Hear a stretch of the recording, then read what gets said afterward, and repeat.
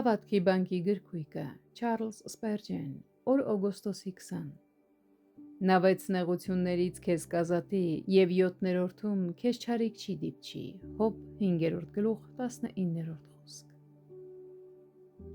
Եղիփազն այստեղ Աստծո ճշմարտությունն ասեց։ Մենք կարող ենք այնքան փորձությունների հանդիպել, որքան շաբաթվա աշխատանքային օրերն են, բայց այն Աստված, ով աշխատեց այդ 6 օրերի ընթացքում, կաշխատի մեր համար մինչև մեր ազատագրումը լիովին ավարտվի։ Եվ մեր շաբաթօրը մենք հանգիստ կգտնենք նրա հետ և նրա մեջ։ Փորձությունների արագ հաջորդականությունը հավատքի ամենածանր փորձություններից մեկն է։ Դեռ չենք հասցրել վերականգնվել մեկ հարվածից, երբ դրան հաջորդում է մյուսը, ապա ևս մեկը, մինչև որ մենք շփոթվում և տատանվում ենք։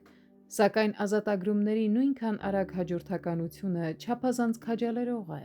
Նոր երգեր են ծնվում չարչարանքի մուրճի հարվածներից այնքան ժամանակ, մինչև որ հոգևոր աշխարհում տեսնում ենք ներդաշնակ դարբնի իրական պատկերը։ Մեր վստահությունն այն է, որ երբ Տերը մեր փորձությունները հասցնում է 6-ի,